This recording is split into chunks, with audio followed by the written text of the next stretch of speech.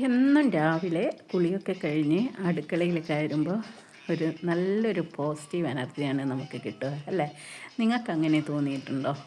രാവിലെ കുളിച്ച് അടുക്കളയിൽ കയറുക, അതുപോലെ തന്നെ എല്ലാവർക്കും ഉള്ള ഒരു ടെൻഷനായിരിക്കും രാവിലെ ബ്രേക്ക്ഫാസ്റ്റിന് എന്തുണ്ടാക്കും എന്നുള്ളത്. എനിക്കങ്ങനെ ഉണ്ടാകാറുണ്ട് കേട്ടോ. അപ്പോൾ പിന്നെ അത് തലേ ദിവസേ എന്താണ് ഉണ്ടാക്കേണ്ടത് എന്നുള്ള മനസ്സിൽ ഉറപ്പിച്ച് അതിനു വേണ്ടി ഒരുക്കങ്ങൾ ചെയ്താൽ നമുക്ക് ആ ഒരു ടെൻഷനേ ഇല്ല. ഇപ്പം നമ്മൾ വീട്ടിൽ ആൾ കുറവായതുകൊണ്ട് ആ ഒരു ടെൻഷൻ ഒട്ടുമില്ല. എങ്കിലും തലേ ദിവസേ പ്രഭാത ഭക്ഷണത്തിനുള്ള ഒരുക്കങ്ങളൊക്കെ ആക്കി വെക്കും.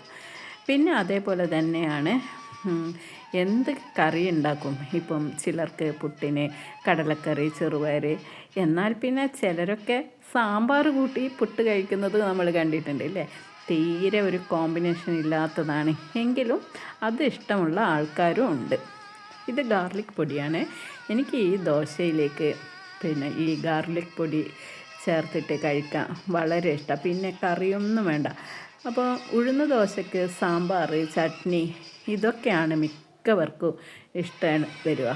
പക്ഷെ ഞാൻ ഇന്ന് ഉണ്ടാക്കിയത് ഗ്രീൻ പീസ് കറിയാണ്. എനിക്ക് ഇങ്ങനെ സിമ്പിളായിട്ടുള്ള ഭക്ഷണമാണ് ഇഷ്ടം.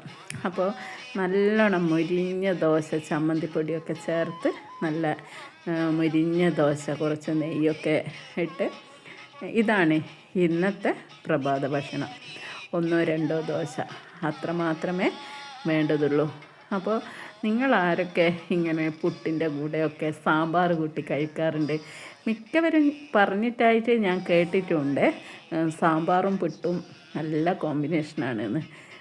അതേപോലെ നിങ്ങൾ ഉഴുന്ന് ദോശേൻ്റെ കൂടെ കടലക്കറിയും ചെറുപയർ കറിയൊക്കെ കഴിച്ചിട്ടുണ്ടോ?